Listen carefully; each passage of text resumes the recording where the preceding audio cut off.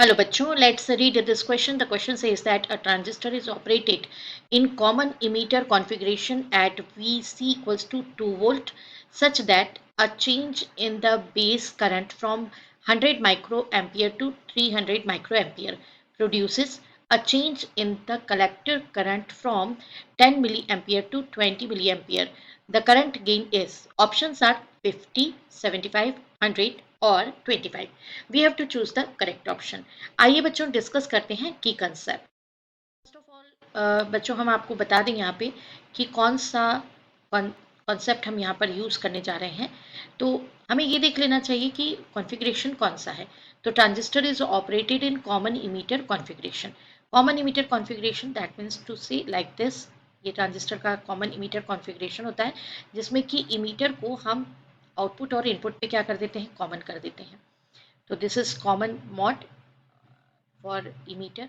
ये इमीटर है, this one is collector और ये बेस. आउटपुट पे हमें कौन सी करंट मिल जाएगी, आईसी, और इनपुट पे कौन सी करंट होगी, आईबी.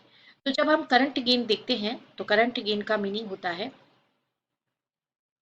करंट गेन जिसको कि हम यहाँ बीटा से रिप्रेजेंट करते हैं, that is equals to output current में जो भी चेंज आएगा that is del I C upon input में जो भी करंट का चेंज हम लेते हैं that is del I B.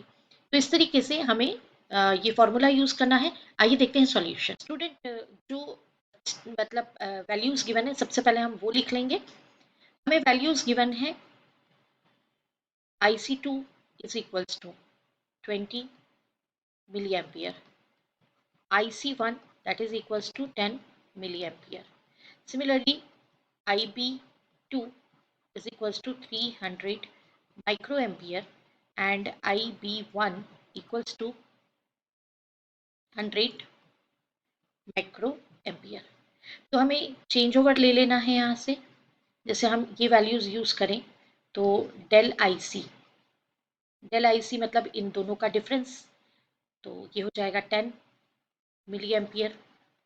And similarly अगर मुझे यहाँ से डेल आई बी कैलकुलेट करना हो तो डेल आई बी का वैल्यू कितना आ जाएगा, 300 minus 100 that is 200 micro ampere. तो बच्चों जो वैल्यू आई है वो मिली एम्पियर और माइक्रो एम्पियर में है. दैट इज मैंने जो डेल आई सी कैलकुलेट किया है जो कि 10 है, लेकिन ये 10 मिली एम्पियर में है तो मैं इसको एम्पियर में कन्वर्ट कर दूंगी 10 टू द पावर -3 एम्पियर में. और सिमिलरली मैंने डेल आई बी कैलकुलेट किया है तो डेल आई बी मैंने कैलकुलेट किया है 200 और ये माइक्रो एम्पियर में है तो माइक्रो एम्पियर से कन्वर्ट करना होगा that is 200 into 10 to the power -6 ampere.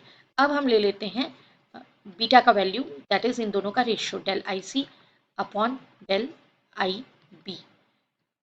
So here we have 10 upon 200 into 10 to the power -3. Here we have 10 to the power -6. So finally we have 1 by 20 and into में ये power adjust करेंगे तो यहाँ पे आ जाएगा 10 to the power 3 that is 1000. Again ये values cancel होकर के we get 50. तो हमारे पास फाइनल आंसर कितना आ रहा है, 5050. Option A, this is the right option. I hope you understood it well. Best of luck. Thank you.